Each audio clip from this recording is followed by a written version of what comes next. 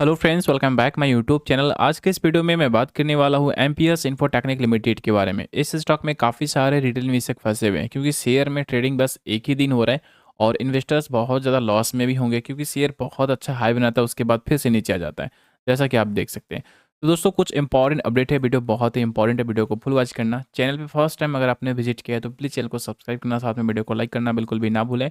आप देख सकते हो पिछले एक साल में 6% स्टॉक में लॉसेज देखने को मिल रहा है। शेयर ने अच्छा रिटर्न्स भी निकाल कर दे रखा है। आप देख सकते हैं शेयर एक समय 5 पैसा, 6 पैसा, 10 पैसा, 20 पैसा इस रेंज में स्टॉक कारोबार कर रहा था और जब भागना स्टार्ट किया तो 3200% इसने रिटर्न्स निकाल कर दे दिया। शानदार रिटर्न्स स्टॉक निकाल कर दिया। लेकिन पैनी स्टॉक है, रिस्क भी उसी प्रकार से होता है। अगर आप ऐसे स्टॉक में इन्वेस्ट करते हैं तो आपको 50% रिस्क हमेशा लेकर चलना चाहिए। मान लीजिए अगर आप यहाँ पे 1 लाख रुपए लगा देते हैं तो 50,000 भी आपका वो पैसा हो सकता है आपके पोर्टफोलियो में। तो आपको वहाँ पर समझना होगा इस बात को कि लंबा समय में जाना पड़ेगा तब जाके रिटर्न्स मिलेंगे।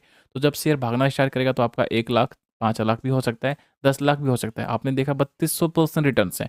तो ऐसे स्टॉक में रिस्क बहुत ज़्यादा है, उसी हिसाब से आपको इसमें इन्वेस्ट करना है। ऐसा नहीं कि बहुत ज़्यादा पैसा लगा दें, कम से कम अमाउंट ही लगाए। जिसके लिए 10,000 है कम से कम वो 10,000 लगाए, जिसके लिए 50,000 है कम से कम वो 50,000, जिसके लिए 1 लाख है कम से कम वो 1 लाख लगाए। तो ऐसे स्टॉक में इतना ही लगाना चाहिए। बहुत पैसा है फिर भी आप 1 लाख ही लगाए, इससे ज़्यादा बिल्कुल भी ना लगाए। बहुत सारे मार्केट पैनी स्टॉक है, अब 10 तरह के पैनी स्टॉक में आप पैसे लगा सकते हैं। आपके पैसे यहाँ पे काफ़ी गुना हो सकता है।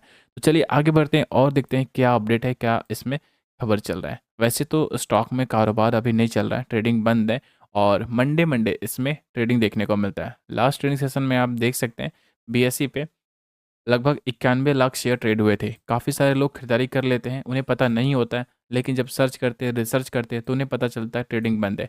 ट्रेडिंग बंद इसलिए है क्योंकि कंपनी ने लिस्टिंग रिक्वायरमेंट को कंप्लीट नहीं किया है। कंपनी में लिस्टिंग रिक्वायरमेंट क्या है आप देख सकते हो, ड्यू टू पैनल रीजन। बहुत सारे रिक्वायरमेंट होते हैं लेकिन इस कंपनी का अलग है, ड्यू टू पैनल रीजन। इसमें कंपनी ने क्या किया है कि अपने लिस्टिंग फी को पेमेंट नहीं किया है, जिसकी वजह से इसके लिस्टिंग को सस्पेंड कर दिया गया है एंड एक एक दिन ही ट्रेडिंग होता है।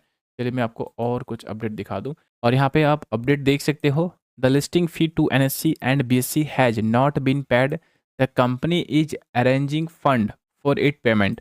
यानी कि कंपनी फंड को अरेंज कर रहा है पेमेंट करने के लिए, फिर जाके आने वाले अपडेट में ट्रेडिंग आपको इसमें देखने को मिल सकता है। लेकिन कब कंपनी पेमेंट करेगा, ये सबसे बड़ा पॉइंट है। तो दोस्तों, कंपनी अगर प्रॉफिट में आएगा तभी तो कंपनी अपने लिस्टिंग फी को पेमेंट करेगा, या अदर मेथड से कंपनी पेमेंट करता है तो भी कब करेगा, इसका कोई भी खुलासा नहीं है। अगर कंपनी प्रॉफिट में नहीं आता तो कंपनी में कुछ ज़्यादा ध्यान नहीं देता है। जैसे कि आप देख सकते हैं लॉस में ही आपको ये कंपनी देखने को मिल रहा है। अधिकतर कंपनी लॉस, समझिए हमेशा कंपनी लॉस में ही जा रही है।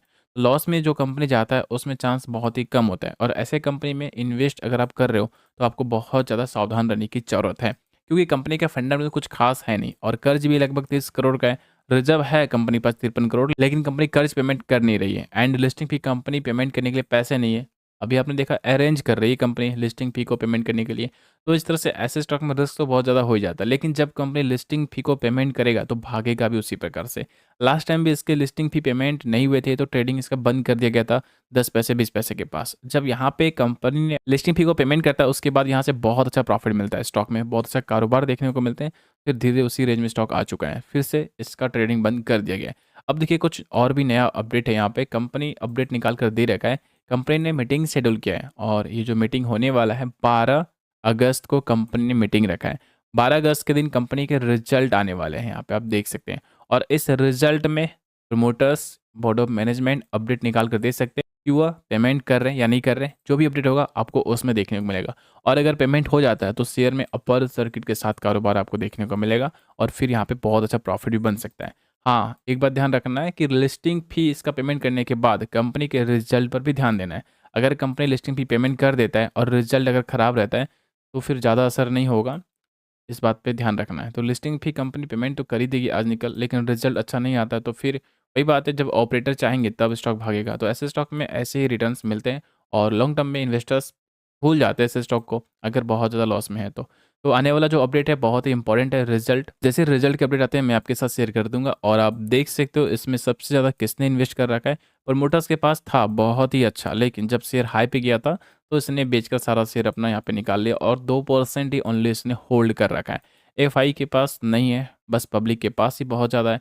समझ रहे हैं, इसमें ओनली रिटेलर्स निवेशक के स्टॉक हैं और कंपनी मजे कर रहा है बैठकर पैसा सारा निकाल कर। तो कंपनी वही चला रहा है लेकिन सारा पैसा अपना शेयर बेच के निकाल लिया है। तो इस तरह से बड़े-बड़े यहाँ पे इन्वेस्टर्स यही सब करते हैं और ऑपरेटर्स यहाँ पे बैठे रहते हैं, रिटेल इन्वेस्टर को फँसाते रहते हैं। तो ऐसे स्टॉक से सावधान रहने की ज़रूरत है एंड जिसका बुक वैल्यू इस प्रकार से आपको ₹1 देखने को मिलेगा और करेंट प्राइस इससे कम रहेगा तो एक दिन शेयर ₹1 को रेंज को टेस्ट करेगा, अपने बुक वैल्यू के प्राइस को टेस्ट करेगा ही करेगा।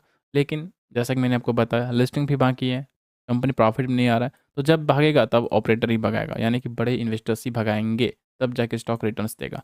लॉन्ग टर्म के लिए इन्वेस्ट कीजिए, कुछ स्टॉक इन्वेस्ट करें, कुछ ही पैसा इसमें इन्वेस्ट करें, लिमिटेड कैपिटल इन्वेस्ट करें और लॉन्ग टर्म के लिए आपको उसमें होल्ड करना चाहिए, तब जाके शेयर कुछ अच्छे रिटर्न्स निकाल दे सकते हैं। तो दोस्तों थैंक्स फॉर वॉचिंग, मिलते हैं नेक्स्ट वीडियो पे। चैनल पे फर्स्ट टाइम अगर आपने विजिट किया है तो प्लीज़ चैनल को सब्सक्राइब करना, साथ में वीडियो को लाइक करना बिल्कुल भी ना भूलें। Thank you so much.